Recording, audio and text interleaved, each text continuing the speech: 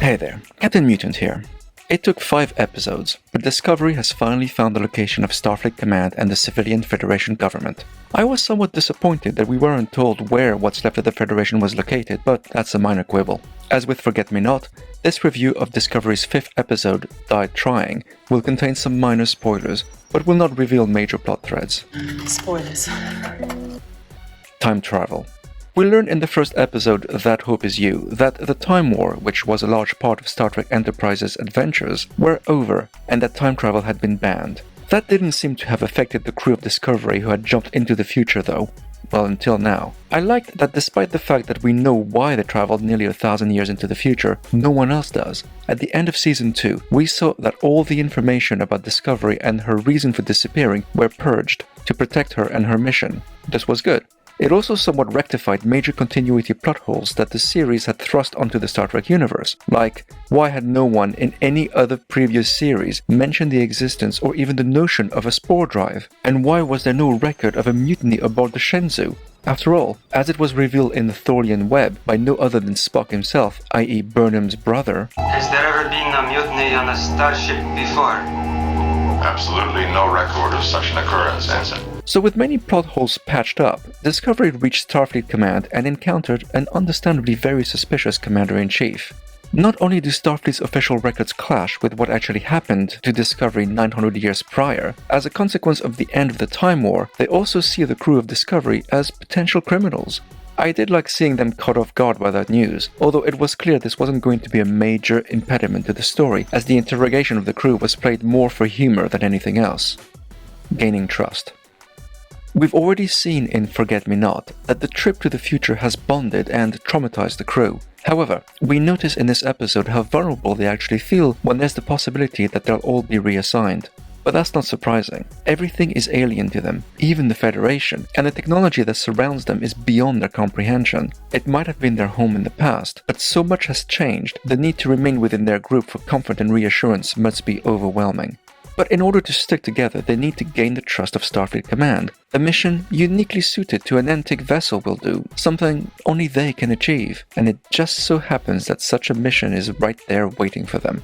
Many stories are like that, so I won't begrudge this one for going down the same path. Still, convenient plot point is convenient. Burnham. One thing I'd like to talk about is Burnham, who is essentially the main character of the series, just like Kirk, Picard, Sisko, Janeway, and Archer were before her.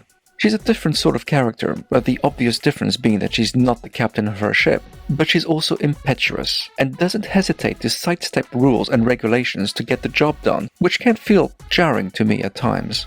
You could possibly excuse that because she had to survive without her crew for a year when she arrived on her own in the 32nd century. But this attitude was seen from the very beginning of the series, right back to the very first episode, where her actions led to the start of the war with the Klingons, the death of her captain, and her being court-martialed and imprisoned. You'd think this would have taught her a thing or two, but in this 3rd season, we've seen Burnham take Discovery's entire supply of dilithium crystals without informing her captain, nor explaining her plan to him. We've seen her shoot Trills who got in her way, and now she's contemplating stealing the information she needs to prove her crew's loyalty to Starfleet. This is something Captain Saru is far from happy with, and thankfully gets her to get what they need through more proper channels. Being the main character, the stories naturally put her at the center of the action, but there are other characters too, and they should get a chance to shine once in a while. In That Hope Is You, she was on her own, so fine, no issues there. In Far From Home, the story centers around the rest of the crew, but she's the Burnham ex machina, rescuing the ship at the very end. In People of Earth, she formulates the plan to essentially steal Discovery's dilithium to save the ship from raiders. In Forget Me Not, this pattern started to not feel right. Dr. Culbert encourages Burnham to travel to Trill with Adira. I would have thought a doctor would have been better suited for that particular mission than a commander, but he stayed behind and off she went. Well, maybe the good doctor had work to do or other patients to attend to, so okay, fine. But this time, however, near the climax of the story, both Dr. Culbert and Burnham were together, and although he knew the potential solution to their predicament, he spent time convincing Burnham about what she should do to get what they need. Why couldn't he go ahead and do it himself? He has the skills and the knowledge to achieve this just as well as Burnham. All the Star Trek series from the 80s and 90s were ensemble pieces, with the regular characters getting their chance to shine in particular episodes. And even in the original series from the 60s, where Kirk was undoubtedly the main hero, sometimes other characters saved the day too, even if it was one of the other members of the Holy Trinity, namely Spock or McCoy. Nods to the past. I caught a few nods of previous series that were peppered throughout Starfleet Command, the most obvious being the latest USS Voyager, the 11th Starfleet ship to bear her name. A very subtle nod to a Deep Space Nine character was also present, with the USS Nog, in honor of the first Ferengi in Starfleet, but also of the actor who passed away in September 2019. But so subtle was it that I didn't even notice it on first viewing, even though I knew what to look for. It would have been nicer had it not been that well hidden.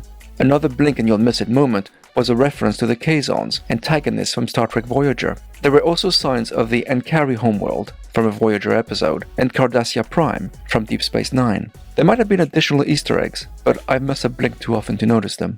I did enjoy the discussion about the Terran Empire from the Mirror Universe during the crew's interrogation. There was a lot of little tidbits that were drawn from previous series, coupled with new revelations.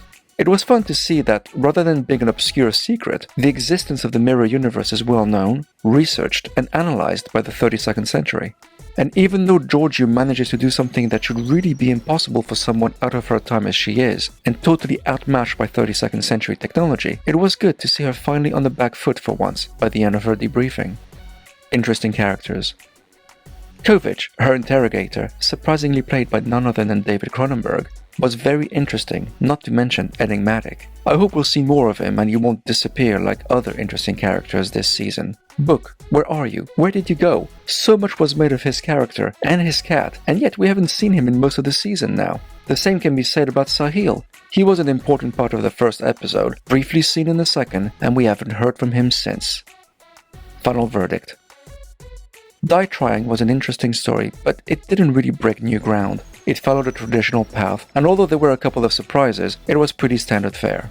A little mystery was revealed at the end, something actually quite mundane to be honest, but since Burnham discovered it, you can bet it's going to end up being a crucial clue in a future episode. I'm giving Die Trying 2 tentacles.